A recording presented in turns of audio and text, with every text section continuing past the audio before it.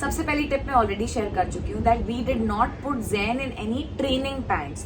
तो आप डायपर उतार के कोई कपड़े का डायपर पहना दोगे तो बच्चे रिस्क कैसे लेंगे?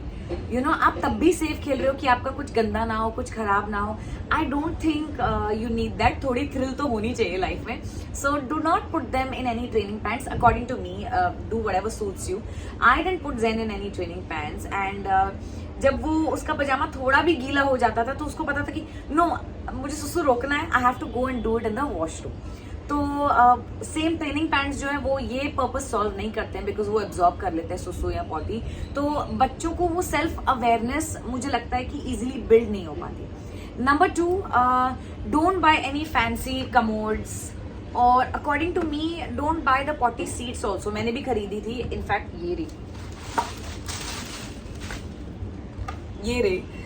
मैंने भी खरीदी है। और but I tell you what, हम यूज नहीं करते बिकॉज अब मुझे लगता है ठीक है यूज नहीं किया, because Zain never took to it, he didn't want to sit. अब हम उसको वो इंडियन स्टाइल में बिठाते हैं हाथ पकड़ के on a English pot. Well, it sounds funny.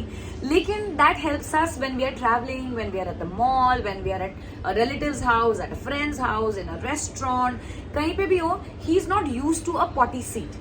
He will sit on a big commode, लेकिन Indian style में हाथ पकड़ के। तो of course he needs assistance, but at the same time he is not bound to मेरी seat होगी, मेरे size की होगी तो ही मैं comfortably पी या पूप कर पाऊंगा। So I think that really worked for us.